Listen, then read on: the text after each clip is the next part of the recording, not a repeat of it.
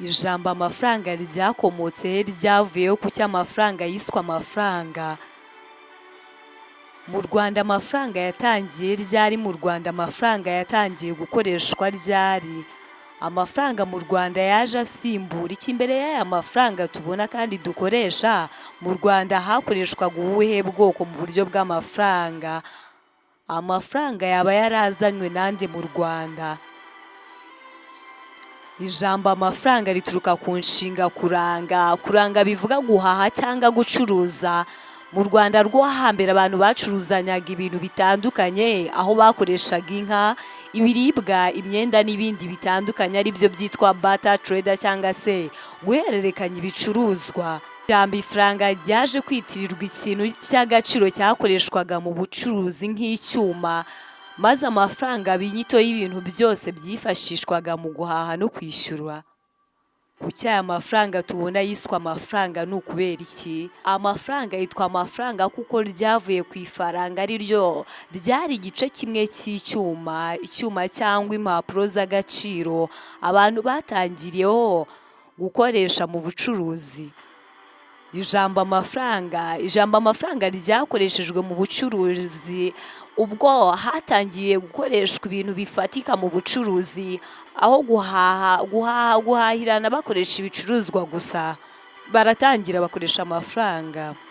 Mu Rwanda amafaranga yatangiye ryari? Mu Rwanda amafaranga yatangiye gukoreshwa mu ntangiriro z'ikinyejana cya 20 igihe Abadage bazanye ifaranga ryabo. Amafaranga yatangiye gukoreshwa mu Rwanda ryari? Amafaranga yatangiye gukoreshwa mu Rwanda hagati y'1900 n'1916 mu kinyejana cya 20, ubwo Abadage bayoboraga u Rwanda nyuma y'Ababiligi. Ababiligi nabo bahise basimbura bazana ifaranga ryabo, ari byo bitaga franco-belge. Hanyuma ifaranga ry'u Rwanda urundi riza gukoreshwa kugeza igihe u Rwanda rubonye ifaranga ryarwo mu 1964. Amafaranga yaje asimbura iki mu Rwanda? Mbere y'uko tubona aya mafaranga tubona, ese ni ubuhe bwoko bakoreshaga mu Rwanda mu buryo bw'amafaranga? Amafaranga yaje asimbura uburyo bwo guhererekanya ibintu, ari byo twavuze byitwa barter trade mu ndimi z'amahanga, aho abantu bahererekanyaga ibicuruzwa cyangwa serivisi batishyura amafaranga. Bakoreshaga ibintu nk'inka, amasaka, inzoga, imyenda n'ibindi, bigakoreshwa nk'amafaranga cyangwa se bigakoreshwa mu cyimbo cy'amafaranga. Aya mafaranga tubona yaba yarazanywe nande? Amafaranga yazanywe nande mu Rwanda? Amafaranga yaje mu Rwanda azanywe n'abakoloni. Abakoloni b'Abadage nibo baje bwa mbere mu Rwanda, baza bazanye amafaranga. Hanyuma ayo mafaranga yabo y'Abadage aza gusimburwa n'ay'Ababiligi, aho mu 1916 Ababiligi aribo baje gukoloniza u Rwanda, bazana n'ifaranga ryabo cyangwa se amafaranga yabo nk'uko ubu tubizi uyu munsi. Amafaranga ni iki? Amafaranga yabayeho binyuze mu byiciro bitanu. Ndavuga aya mafaranga dushaka kandi tubona uyu munsi yabayeho binyuze mu byiciro bitanu. Amafaranga adufasha kubaho kandi tukabaho neza. Umuhanga mu by'ubukungu w'Umunyamerika Living Fisher niki yaba yaravuze ku mafaranga? Aya mafaranga saya tubona, ahubwo amafaranga n'icyo amaze. Amafaranga asize impapuro cyangwa ibiceri tubona, ahubwo amafaranga yo n'icyo amaze. Amafaranga dore ko kuyabona cyangwa se kugira ngo umuntu ayagire akenshi biravunana cyangwa bikagorana cyane. Amafaranga aho abenshi bavuga ko kugira ngo uyabone ari ukwiyushya kuya cyangwa se kwiyuha kuya kugira ngo amafaranga uyatunge cyangwa uyabone. Aho turaza kurebera uburyo bwinshi cyane, uburyo bwinshi kandi bwiza bwo gukoresha amafaranga, maze ukaba watera imbere mu buryo bwihuse. Amafaranga ahindura ubuzima bwacu, ariko ariko ahindura ubuzima bwacu iyo akoreshejwe neza. Tubane aho ugiye kubana nanjye, niyo nkuru Karine. Iyi ni niyo nkuru media. Wibuka gukora subscribe, share, like na comment kugira ngo tujye dukomeza kwibanira nawe hano kuri niyo nkuru media. Mwanatekereza ko umeze neza, wowe utameze neza ibihe birahinduka. Uyu munsi ushobora kuwubona byanze, ariko ejo cyangwa ejo bundi hamwe n'Imana hamwe no gusenga ibintu bikagenda neza. I living Fisher yabayeho mu 1867 kugeza mu 1947, ubwo nahasaga hagati y'ikinyejana cya 19 ndetse n'ikinyejana cya 20. Uyu yari umuhanga mu by'ubukungu, n'umunyamerika, aho yagize uruhare runini mu gusobanura ibijyanye n'amafaranga nk'uko ibitabo by'ubukungu bibivuga.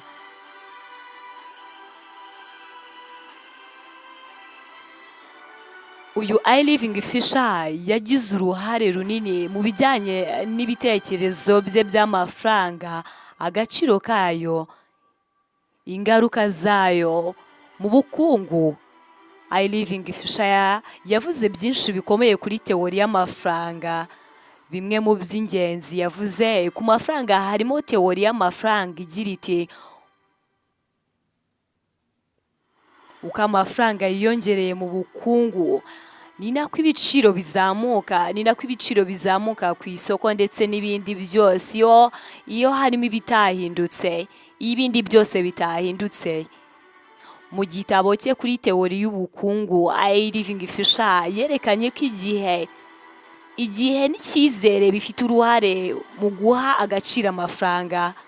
Avuga ko umuntu aha agaciro amafaranga afite ubu kurusha uko yaha agaciro amafaranga azabona mu gihe kizaza muri rusange. I living Fisher ntiyavuze ku mafaranga mu buryo bwa filozofiya y'imbere mu muntu cyangwa imibanire, ahubwo yasesenguye mu buryo bwa science y'ubukungu. Abivuga mu bintu bitatu: uko agaciro kayo gahinduka, uko agira uruhare mu kuzamuka kw'ibiciro, uko bihindura imyitwarire mu ishoramari ndetse n'ubukungu. Mu rurimi rw'icyongereza bati money demand and supply demand. Byo ni ibikise kandi bisobanura iki ku bijyanye n'amafaranga nk'uko ibitabo by'ubukungu bibivuga, cyangwa se economics book bivuga ko money demand bisobanuye ibikenewe ku mafaranga, cyangwa se ubusabe bw'amafaranga, cyangwa se icyifuzo cyangwa ubushake abantu cyangwa ibigo bifite mu kugumana amafaranga mu gihe runaka, aho kuyashora cyangwa kuyabika mu bundi buryo. Money demand ikubiyemo ibyiciro bitatu. Iyi money demand ifite ibyiciro bitatu bigira biti: kugura ibyo ukeneye, kwiteganyiriza, ndetse no kugirayo kurinda ishoramari ryiza. Kugura ibyo ukeneye, abantu bagira amafaranga kugira ngo babashe kugura ibicuruzwa na serivisi bakeneye. Kwiteganyiriza, abantu bashobora kugumana amafaranga ngo bazayifashishe mu gihe habayeho ikintu gitunguranye nk'indwara, ibura ry'akazi, ndetse n'ibindi bitandukanye.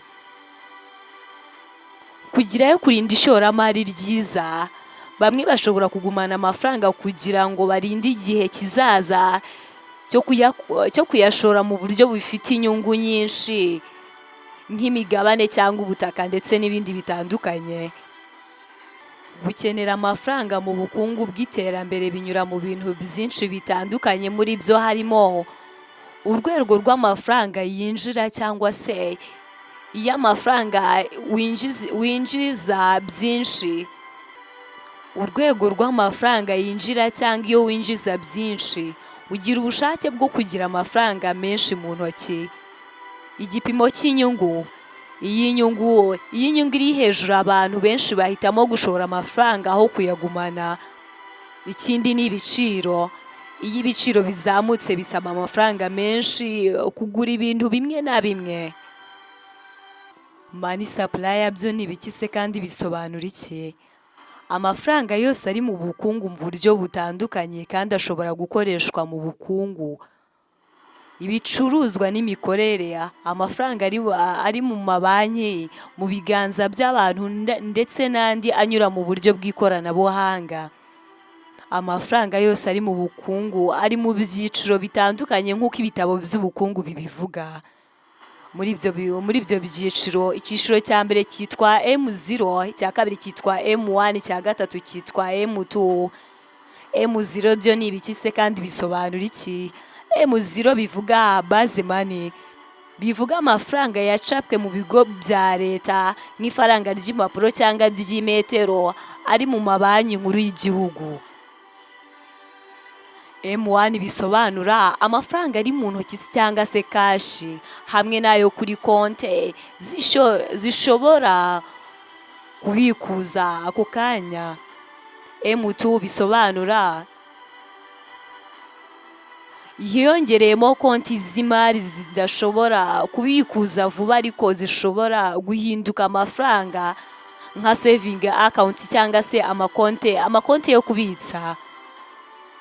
Impamvu ari ingenzi, igira ingaruka ku biciro by'ibintu cyangwa se aricyo bita inflation mu ndimi z'amahanga.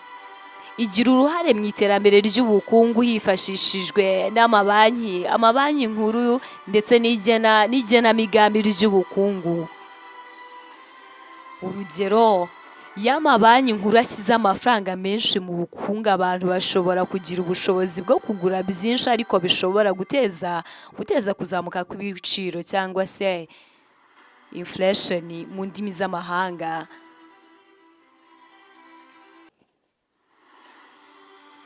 Ibitabo by'ubukungu bivuga ko nta muntu uzwi wavumbuye amafaranga, ahubwo aya mafaranga tubona yanyuze mu byiciro bitanu. Bisobanuye ko aya mafaranga tubona dufite dukoresha kugira ngo abe aya mafaranga yanyuze mu byiciro bitanu ari byo bikurikira tugiye kuvugaho.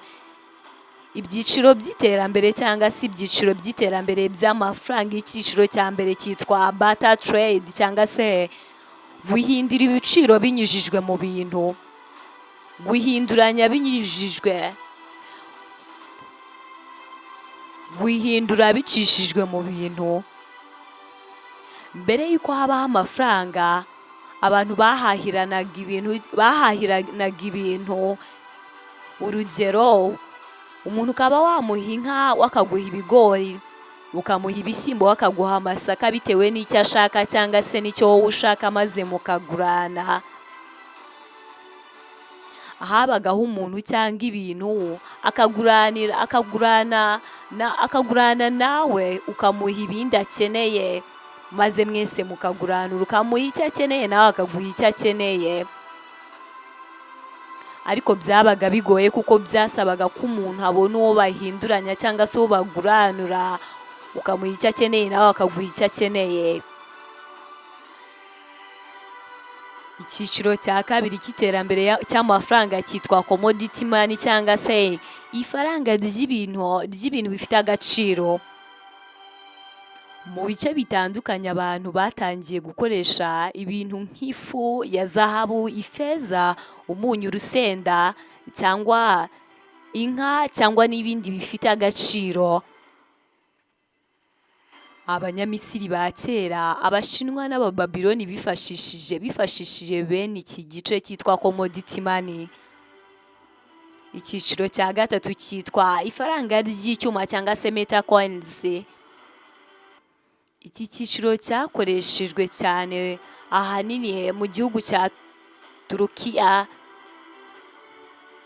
Nicyo cyafashwe nk'igihugu cya mbere cyakoze amafaranga y'icyuma mu kinyejana cya 7 mbere y'ivuka rya Yezu Kristo mu myaka ya 600, aho umwami wabo wa mbere Ariyeti ndetse n'umuhungu we nibo bakunze kuvugwa nk'abateye imbere mu gukoresha ubu bwoko cyangwa gukoresha iki cyiciro cya gatatu cyitwa ifaranga ry'icyuma cyangwa se metal coins.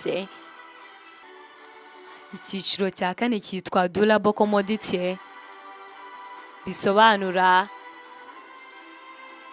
mu by'amateka y'amafaranga ni icyiciro cy'amafaranga cyakoreshejwe mbere y'uko habaho amafaranga y'icyuma cyangwa impapuro, bisobanuye ibintu bifite agaciro kandi biramba bitangirika vuba. Abantu bakoresheje nk'aya mafaranga mu guhererekanya agaciro.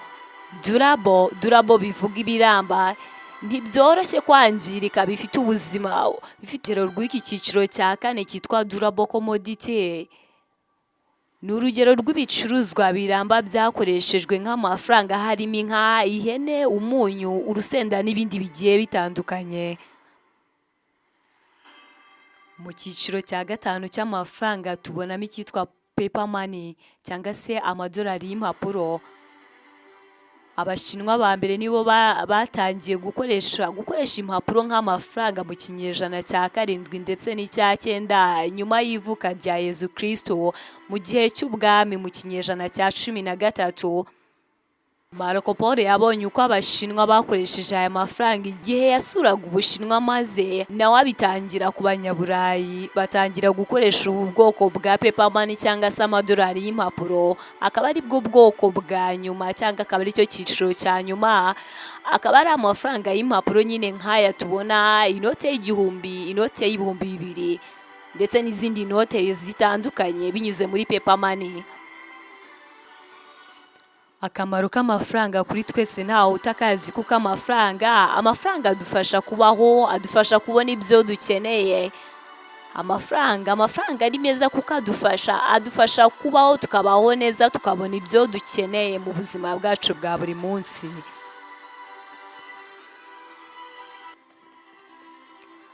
Kandi ibitabo by'ubukungu bitwereka ko kandi bikanadusobanurira ubwoko bw'amafaranga. Ubwoko bw'amafaranga ni ubwoko bugiye butandukanye, kuko hari amafaranga yitwa fiat money. Ni amafaranga afite agaciro kubera ko leta yabyemeje nk'ifaranga ryemewe mu gihugu rigomba gukoreshwa, atari uko rifite agaciro k'ibyuma cyangwa k'izahabu cyangwa feza. Ntashobora guhindurwa ngo asimburwe nk'ikintu gifatika nk'izahabu cyangwa feza. Fiat money akenerwa kuko abantu bemera ko ashobora kwishyuzwa binyuzwe mu bicuruzwa cyangwa serivisi. Urugero rwa fiat money, amafaranga dukoresha muri iki gihe nk'amafaranga y'u Rwanda, amayero ndetse n'andi atandukanye, ni amafaranga aba yemewe kandi yemewe na leta, niyo mafaranga yitwa fiat money. Ijambo fiat ni ijambo rikomoka mu Kilatini, risobanura nihabeho binyuze mu gaciro kayo gatangwa n'amategeko. Suko aba afite agaciro kavukanywe cyangwa agaciro karenze cyane, ahubwo ni amafaranga abaho, kandi aya mafaranga akabaho kubera ko aba yemejwe na leta maze agakoreshwa. Ubundi bwoko bw'amafaranga nk'uko ibitabo by'ubukungu bibivuga ni fiduciary issues. Fiduciary issue ni amafaranga asohorwa na banki nk'ifaranga ridafite ingwate y'icyuma cyangwa zahabu inyuma yaryo, ahubwo rishingiye ku cyizere cy'abantu bafite ko aya mafaranga afite agaciro.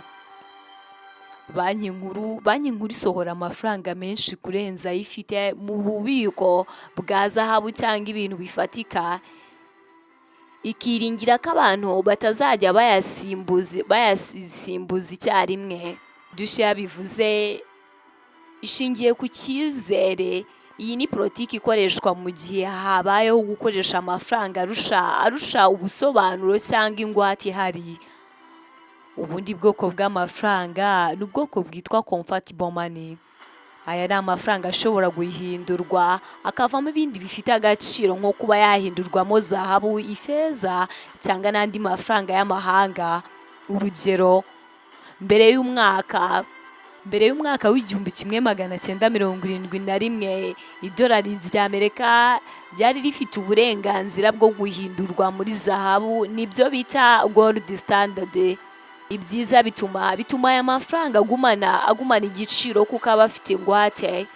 ingorane bituma ubukungu bushingira kuri zahabu cyangwa ingwate bitavuguruzanya. Ubundi bwoko bw'amafaranga, inconvertible money. Inconvertible money ni amafaranga adashobora guhindurwa akavamo izindi ngwate nk'izahabu cyangwa ifeza. Akenshi aba ari fiat money agenderwaho, kuko leta yavuze ko iri faranga ryemewe. Urugero, amafaranga y'u Rwanda ntago ushobora kuyajyana kuri banki ngo bayaguhemo zahabu cyangwa indi ngwate. Uyu mwanya ni uw'ibihugu byinshi byo ku isi bikoresha muri iki gihe. Hari ubundi bwoko bw'amafaranga bwitwa kwazimani cyangwa se niyamani. Ni ibintu bifite agaciro bisa n'amafaranga ariko bidakoreshwa mu kwishyurwa ako kanya, gusa birashoboka guhindurwa vuba bikavamo amafaranga. Urugero, harimo nko konti zo kwizigamira, amadeposit ya banki y'igihe, certificate of deposit cyangwa se amasertifika ya deposit. Hari ubundi bwoko bw'amafaranga bwitwa token money cyangwa se representative money. Aya ni amafaranga afite agaciro gato kurusha icyo ahagarariye, ariko ashobora guhagararira cyangwa guserukira ikintu gifatika gifite agaciro nka zahabu cyangwa feza. Urugero, mbere y'amafaranga handikwagaho ngo ashobora guhindurwa mu zindi ngwate nka zahabu. Iyo ufite amafaranga washoboraga kujyana kuri banki ugahabwa icyo ahagarariye. Ni nk'amakarita cyangwa inyemezabwishyu zihagarariye ikintu gifatika. Hari ubundi bwoko bw'amafaranga bwitwa deposit money cyangwa bank money. Ni amafaranga abitswe mu mabanki cyangwa ibigo by'imari umuntu ashobora gukoresha yishyura hakoreshejwe sheke, ikarita ya banki cyangwa se mobile money. Aya yose bakaba bayita deposit money cyangwa bank money. Urugero, amafaranga ufite kuri konti yawe ushobora kuyakoresha udatwaye inote cyangwa amafaranga y'icyuma. Aya mafaranga ntuyabona mu ntoki ariko ubona serivisi zayo mu bucuruzi no kwishyura. Hari ubundi bwoko bw'amafaranga bwitwa rigotenda. Rigotenda ni amafaranga yemewe n'amategeko nk'ifaranga rigomba kwakirwa igihe wishyura ubucuruzi, serivisi cyangwa imyenda. Urugero, mu Rwanda aya mafaranga y'u Rwanda, mu mafaranga y'u Rwanda nyine yitwa rigotenda. Nta muntu wemerewe kwanga aya mafaranga y'u Rwanda igihe wishyura mu bucuruzi cyangwa imyenda mu gihugu. Aya mafaranga nyine kuvuga ngo ni amafaranga aba yemewe. Leta ishyiraho ifaranga rikoreshwa mu gihugu, kandi ibigo n'abantu bagomba kwakira ayo mafaranga nk'uburyo bwemewe bwo kwishyura. Bati igihe ni amafaranga kuyabona kenshi biragorana. Niyo mpamvu uyu munsi tugiye kurebera hamwe uburyo bwinshi bwo gukoresha amafaranga neza kandi ugatera imbere byihuse.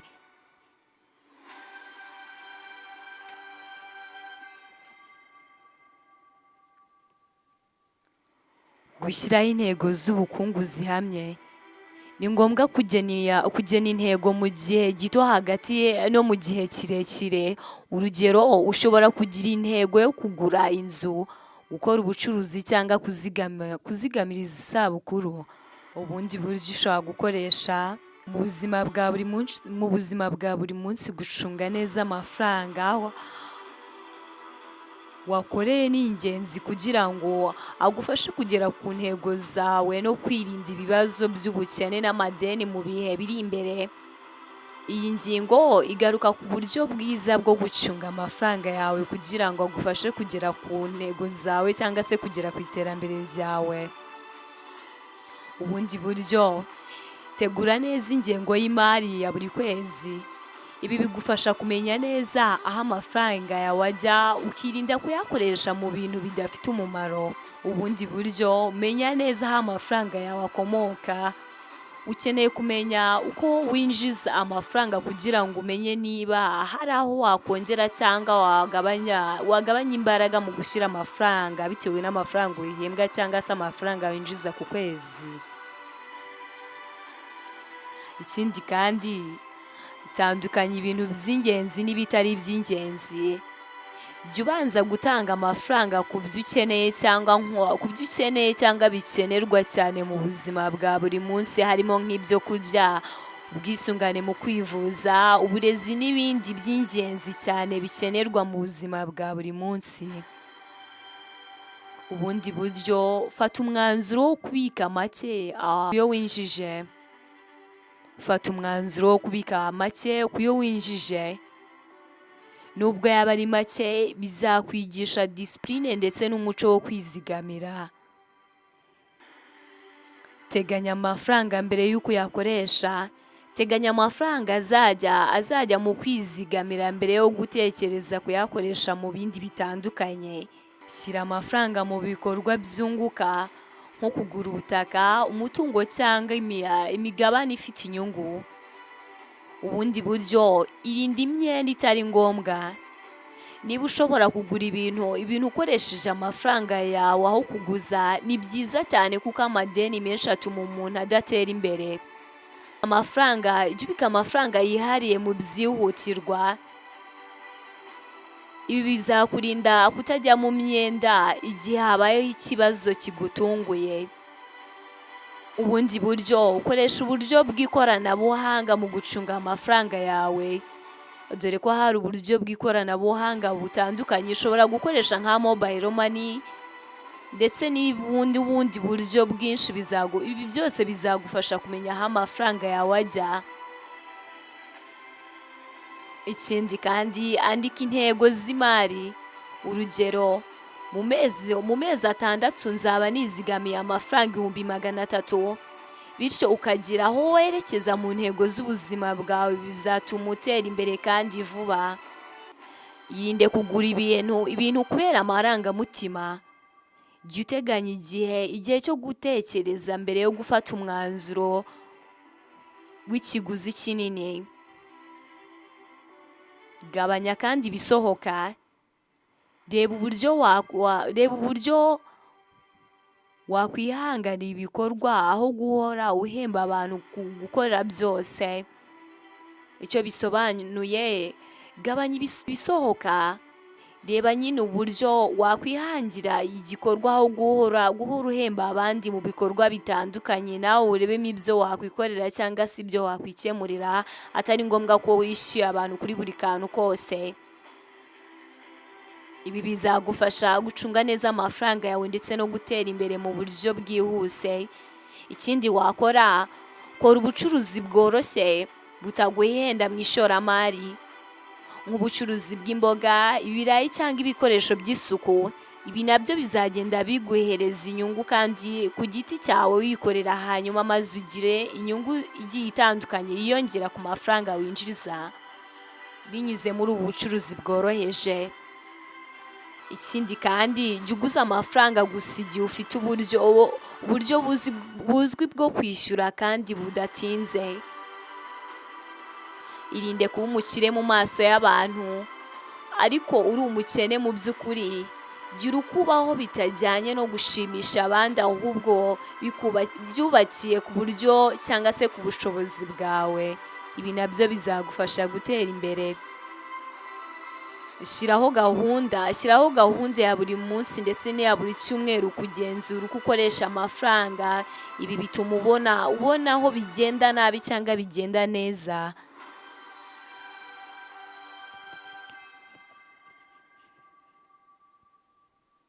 Gira gahunda yo kwizigamira buri kwezi uko winjije. Aya mafaranga agenda gahoro gahoro yiyongera, maze bigatuma utera imbere mu buzima bwawe bwa buri munsi cyangwa se mu byo winjiza mu mutungo wawe. Irinde gukoresha amafaranga menshi mu birori. Hari igihe umuntu asohora amafaranga menshi mu bukwe, ibirori cyangwa n'ibindi bitandukanye. Ibi bikaza gutuma atangira kugabanyuka k'umutungo we. Ikindi kizatuma utera imbere byihuse, jya ukorera ku gihe, jya ukora bije. Mbere yo kugura ibintu byinshi, banza wandike ibikenewe n'ibiciro, hanyuma ugenzure niba byose ari ngombwa. ikindi kizagufasha gutera imbere, reba niba ibyo wishyura buri kwezi nk'umuriro, amazi, interinete ndetse n'ibindi bitandukanye, reba nimba bikwiye, nimba hari aho kugabanywa bigabanywe. Hari igihe usanga ukoresha amafaranga menshi aho bidakenewe cyangwa bitari ngombwa. Icyo gihe rero hari aho ushobora kugabanya amafaranga kugira ngo ukomeze kandi wiyubakire iterambere ryawe udasesaguye. Koresha cash aho bishoboka kuruta credit cyangwa se mobile money. Bifasha kugira discipline kuko ubona amafaranga asohoka. Ikindi kizagufasha gutera imbere, ihindura uburyo ubikamo amafaranga. Aho kubika amafaranga yose hamwe, shyira mu byiciro ibyo ukoresha, ibyo wizigamira n'iby'ubucuruzi. Buri mafaranga abikwa aho agomba kugenwa n'ibyo azakora. Ikindi kandi kizagufasha gutera imbere, jya usaba discount cyangwa ushakaho ibintu bihendutse. Ibi bigufasha kwizigamira. Ikindi kizagufasha gutera imbere, reka kugira ibintu byinshi bidatanga umusaruro nk'imyenda myinshi cyangwa se electronics udakoresha. Ikindi kandi tangira kwigisha abana uburyo bwo gukoresha amafaranga. Niyo baba bakiri bato, bituma bakurana discipline yo kumenya gukoresha neza amafaranga. Ndetse reba aho waba upfusha ubusa amafaranga buri kwezi, aho amafaranga ajya ntakungukire, nko kugura ibintu uko wiboneye ndetse kandi utabipanze. Ikindi kizagufasha gutera imbere ndetse no gukoresha amafaranga neza kandi ugatera imbere mu buryo bwihuse, tandukanya amafaranga y'ubuzima busanzwe n'ay'ishoramari. Icyo bivuze, ntukavanga amafaranga yo kurya ndetse n'andi ashobora kujya muri business. Ikindi kandi, iga gutegura ifunguro ryawe kujya buri gihe muri restaurant. Ibi bigabanya cyane igiciro cy'ibiribwa.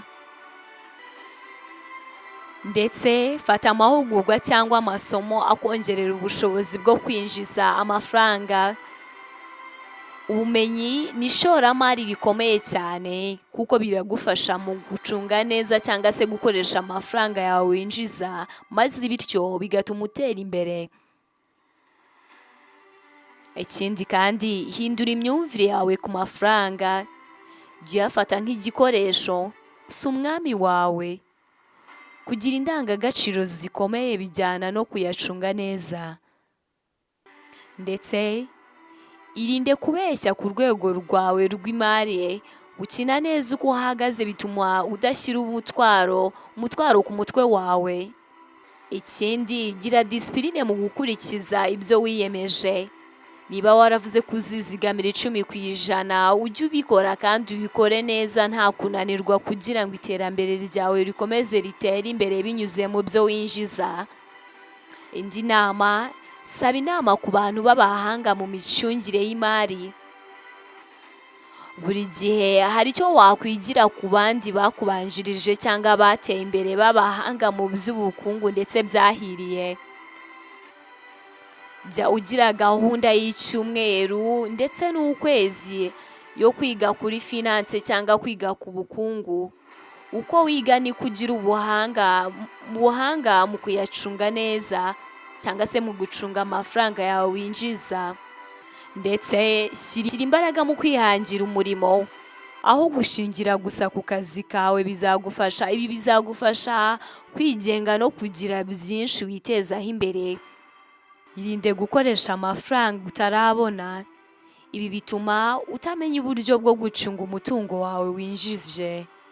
Ikindi kandi, ishyiraho limiti y'amafaranga ukoresha mu byishimo. Ibi bigufasha kudakabya mu gukora shopping ndetse n'ibindi bidakenewe. Rinda umuryango wawe kwishora mu myenda idafite ishingiro. Imyenda mibi yangiza umuryango kandi ikadindiza n'iterambere ry'umuryango cyangwa iterambere ry'umuntu ku giti cye. Koresha imbuga za internet mu kwiga uburyo butandukanye bwo gukoresha amafaranga neza.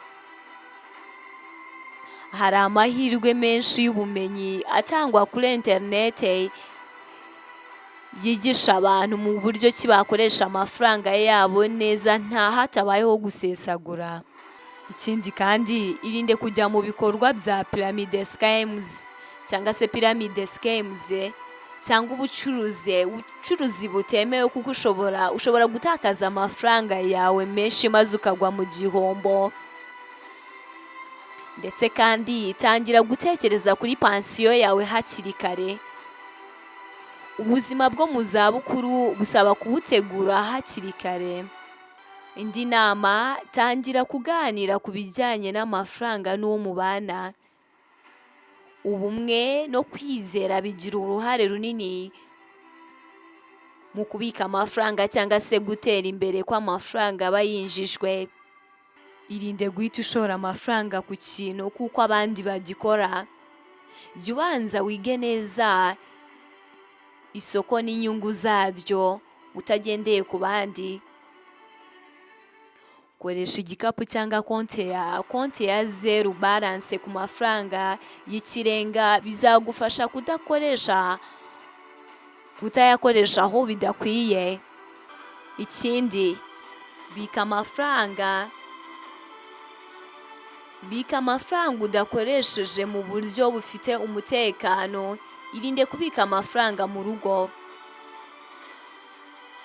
Bika amafaranga udakoresheje ku buryo bufite umutekano. Irinde kubika amafaranga mu rugo. Ubundi buryo, jya ugenzura raporo ya konti yawe buri cyumweru. Ibi bizagufasha kubona amakosa cyangwa amafaranga yakoreshejwe nabi. Gira umuco wo kugura ibintu bikora igihe kirekire. Birinda kugura ibintu inshuro nyinshi cyane. Ndetse kandi jya wubaka ubushobozi bwo guhanga udushya. Ubushobozi bwo guhanga udushya butuma uhorana amafaranga cyangwa se ugahorana inyungu ya hato na hato. Ibi bigatuma byubaka iterambere ryawe. Ndetse kandi jya wiga uburyo bwo gukoresha neza umwanya wawe, kuko igihe ni amafaranga. Umwanya ni amafaranga, kuwupfusha ubusa ni ukwigarurira ubukene. Iga kubara inyungu n'igihombo mu gihe ushora amafaranga. Nimba bitagaragara neza, ushaka ubufasha. Indi nama, gira gahunda y'amafaranga y'ishuri y'abana hakiri kare. Bikumira guhendwa n'igihe. Ndetse kandi tangira gahunda y'ubwishingizi nko mu buzima, imodoka, umutungo. Ibi byose bikurinda gutungurwa. Shyiraho intego z'imari z'umwaka n'iz'igihe kirekire. Urugero, kugura inzu, gufungura iduka, kwiga amashuri ndetse n'ibindi bitandukanye. Ikindi kandi, irinde gutekereza ko amafaranga menshi atunguka vuba, kuko uko wihuta ushobora no kunguka uko washoye menshi, maze kandi ukunguka menshi. Ndetse kandi shyiraho gahunda ya no spend days. Iminsi udakoresha amafaranga. Nimba ikwigisha discipline, jya wiga uko abandi bantu b'abahanga bakoresheje amafaranga yabo. Reba uburyo cyangwa abantu b'abahanga b'abanyabwenge mu by'imari bagiye babigenza. Gira amafaranga uhora ugendana yihariye, cyangwa se emergency cash, ku buryo igihe habayeho ikibazo waba ufite uburyo bwo kugikemura. Ibi nabyo bizakurinda kujya mu madeni ya hato na hato. Menya neza imisoro ukeneye kwishyura. Kubura yo kwishyura imisoro bituma uhomba kuruta uko watekerezaga. Tandukanya umushinga n'imari yawe bwite. Kugira konti zinyuranye nabyo ni ingenzi. Ikindi kandi, shyira mu bikorwa ibyo wize ku bijyanye n'imari. Wiga ariko unashyire mu bikorwa. Jya wicara rimwe na rimwe mu kwezi ugasubiza amaso inyuma kuri gahunda y'iminsi. Jya wicara rimwe na rimwe mu kwezi usubiza amaso inyuma kuri gahunda y'iminsi. Bika amafaranga udakoresheje ku buryo bufite umutekano. Irinde kubika amafaranga mu rugo. Ikindi kandi koresha neza imfashanyo ubona cyangwa ibihembo, ntugapfushe ubusa amafaranga. Jya wifatira umwanzuro aho gutekerereza abandi bakugenera uko ukoresha amafaranga yawe. Ibi nabyo bizatuma utera imbere kandi ugena neza amafaranga winjiza. Menya aho ukeneye gushyira imbaraga nyinshi mu mishinga yawe. Hari aho inyungu iba nyinshi kurusha ahandi, hari n'aho inyungu iba nkeya kurusha ahandi, maze ibi bizagufashe kumenya aho uzashyira imbaraga nyinshi. Ndetse tangira umuco wo gufata inyandiko y'ibikorwa by'imari yawe buri munsi cyangwa buri cyumweru. Ibi nabyo bizagufasha kuko uzajya wiyevaruka ukareba uko bimeze. Ikindi kandi reba uburyo bwo gukorana n'abakozi beza n'abajyanama b'inzobere. Ibi bizagufasha gutera imbere. Indi nama, tangira kumenya uburyo bwo kwandika business plan n'ibindi miteguro y'imari yawe. Komeza kuba inyangamugayo ku bijyanye n'amafaranga, ntukarye cyangwa ngo wigire ku y'abandi. Komeza kuba inyangamugayo ku bijyanye n'amafaranga, bisobanuye ko ntukarye cyangwa ngo wigire ku y'abandi. Gira gahunda y'uko uzasigira abandi umurage cyangwa uko uzategura abana bawe gukomeza ibyo washyizemo imbaraga. Ikindi kandi, irinde kwigira cyane kuri internet gusa, kuko hari ibinyoma byinshi bijya binyuruzwa kuri internet, bikaba bisaba kugira ngo ujye usoma n'ibitabo by'inzobere cyangwa ibitabo by'ubukungu kugira ngo umenye neza uko ucunga umutungo wawe ndetse n'uko ubyaza umutungo wawe undi mutungo, maze kugira ngo utere imbere mu buryo bwihuse. Jya ureba icyerekezo cy'imari y'igihugu n'isoko. Ibi bigufasha gufata ibyemezo by'igihe. Indi nama, koresha igihe cyawe wita ku micungire yawe bwite nk'uko ubigenza ku kazi. Ndetse kandi jya wubaka ejo hazaza aho gutegereza gusa kuri uyu munsi. Tangira gutekereza ku buryo wagira umutungo ushobora kwaguka uko utabyina cyane. Ibi byose byubakiye ku kwihangana, kwicisha bugufi n'umutima wo kumenya gufata neza igihe cyawe.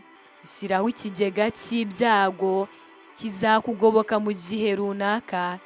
Ikindi kandi, teganya amafaranga y'ibirori, imfashanyo, uyashyire ku ruhande kugira ngo bizakurinde gukora ibyo utapanze.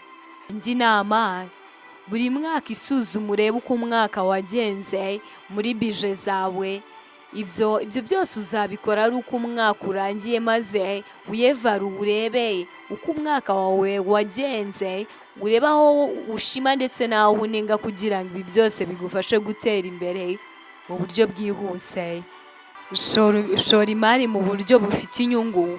Mu gihe winjiza amafaranga, teganya uburyo bwo kongera binyuze mu ishoramari. Ikindi kandi, irinde inguzanyo zidafite impamvu zifatika. Indi nama, kora wihugura ku bijyanye n'ubukungu. Ndetse kandi genza buke kandi uzirinde gusesagura umutungo wawe. Ibyishimo bihamye. Mu gihe wageze ku ntego runaka cyangwa ugize amahirwe yo kubona amafaranga menshi, irinde kwirara. Nanone nk'uko ibitabo by'ubukungu bibivuga, hari ibiranga amafaranga meza. Amafaranga meza arangwa n'icyagaragara cyafatwa ate. Amafaranga meza agomba kuba afite ibi bikurikira. Bimwe muri byo, amafaranga meza agomba kuba atangirika vuba, ashobora gukoreshwa igihe kirekire, atarashwanyagurika cyangwa ngo yangirike. Urugero, inote zidashika vuba, amafaranga y'icyuma atangirika vuba. Ikindi kiranga amafaranga meza, kuba byoroshye kuyatwara cyangwa uburyo atwaritse byoroshye. Amafaranga meza agomba kuba yoroshye gutwara ndetse no gukwirakwizwa mu bantu. atagomba kugira umwanya munini cyangwa uburemere bwo gutambutswa ava ahantu hamwe ajyanwa ahandi, cyangwa se ava ku muntu umwe ajyanwa ku wundi. Urugero, inote cyangwa ikarita ya banki, aho umuntu ashobora kuyitwaza agatwara amafaranga menshi mu buryo bworoshye kandi kuyabona. Ikindi kiranga amafaranga meza, amafaranga meza agomba kuba agabanywamo ibice. Amafaranga meza agomba kuba agabanywamo uduce duto, nko kuyavunjisha kugira ngo ashobore gukoreshwa mu byiciro bitandukanye, kuva ku gito kugeza ku kinini. Ahangaha urugero twavugamo inote y'igihumbi ushobora kuyihinduramo 500, 200, 300 ndetse n'andi make. Ikindi kiranga amafaranga meza, amafaranga meza agomba kutagabanwa cyangwa ngo yongere agaciro kenshi mu gihe gito. Agaciro kayo kagomba kuba gakurikiye kandi gahoraho. Ibi bituma amafaranga adatakaza ubushobozi bwo kugura ibintu, ntihabeho ihungabana ry'agaciro. Ikindi kiranga amafaranga meza, amafaranga meza agomba kuba yoroshye kuyamenya, kuyatandukanya n'ay'impimbano. Agomba kugira ibimenyetso bigaragaza ko ari aya leta yemewe. Urugero, inoti ikaba ifite amafoto, nimero yihariye, ibiyiranga bidasanzwe kandi byihariye. Ikindi kiranga amafaranga meza, amafaranga meza agomba kuba bigoye kuyigana, gukoramo ayandi. Agomba kuba afite ibirango byihariye bigora abayakoresha nabi, cyangwa se abashaka gukoresha amahimbano bikaba byabagora. Ibi birinda ubujura n'ubucuruzi bw'amafaranga atemewe. Ikindi kandi, amafaranga meza agomba kuba yemerwa n'abantu bose mu gihugu cyangwa ahandi ashobora gukoreshwa kuzuyaza. Urugero, amafaranga y'u Rwanda yemewe hose mu gihugu no mu bucuruzi ndetse n'ahandi hatandukanye muri serivisi zitandukanye zikenewe amafaranga cyangwa se zikoreshwamo amafaranga akaba yemewe. Amafaranga, ikindi kiranga amafaranga meza, amafaranga meza agomba kuba kimwe.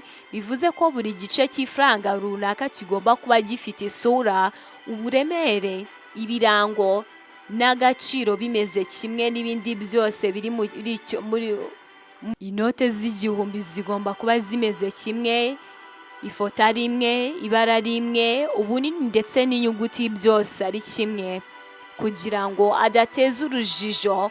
Nubona inote y'igihumbi hano nuyibona hari ibone ko ari bimwe, ko yose asa. Wakoze gufata uyu mwanya wose maze ukabana natwe. Aho njye wumvaga ndi niyo nkuru Karine, naho iyi ni niyo nkuru media. Wibuka gukora subscribe, share, like na comment kugira ngo dukomeze kubana nawe hano kuri niyo nkuru media.